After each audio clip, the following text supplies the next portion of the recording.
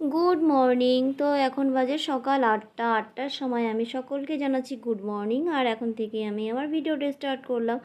কালকে রাতে তো বিয়েবাড়িতে গেছিলাম, তো রাতে সেরকম ঘুম হয়নি, আর ভোরের দিকটা একটু ঘুম হয়েছিল। তো দেখো মুখে দাগ টাগ বসিয়ে কী অবস্থা করে নিয়েছি।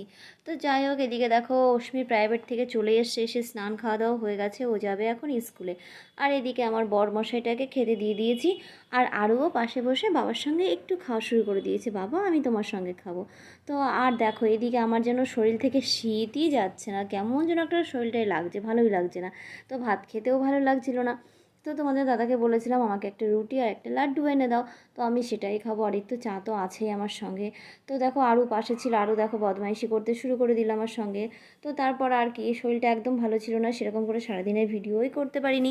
তো এটা হচ্ছে সন্ধ্যাবেলাকার ভিডিও, সেটাই তোমাদের সঙ্গে শেয়ার করছি। বাজারে যাব, একটু চুড়িদারটা পরে নিয়েছি। তো বাজারে গেছি, দেখো এই একটা মানে পুজোর জিনিসপত্র পাওয়া যায় সেই দোকানে গেছিলাম পুজোর কিছু জিনিস আনার জন্য। তো সেরকম পছন্দ হয়নি আর আনা হয়নি। তো তারপরে একটু বাজার নিয়ে চলে এসেছিলাম। তো বাজার অশ্মিকে বললাম, বাবা বাজারগুলো একটু ব্যাগ থেকে বার করে দাও, আমার ভালো লাগছে না, কেমন যেন লাগছিলো বন্ধুরা শরীরটা। তো মানে বলতে কি বলবো, ভালোই লাগছে না। তো ওইদিকে অশ্মি আমাকে একটু সাহায্য করে দিচ্ছে, তো সবজিগুলো সব কিছু নামিয়ে ব্যাগ থেকে নামিয়ে সেটা গুছিয়ে দিচ্ছে। আর এদিকে একটু সিঙ্গাড়া নিয়ে এসেছিলাম, আর চাটনি দেখো কতটুকু দিয়েছে। 4টে সিঙ্গাড়া ওইটুকু চাটনি হয় বলো? তবু কী করবো, দিয়েছে, খেয়ে নিই। আর এদিকে রাতের খাবারে ছিল আমাদের বেগুন পোড়া আর হবে রুটি। তো শীত চলে গেছে, আর এই শীতের শেষে শেষে আমি বেগুন পোড়া খাচ্ছি।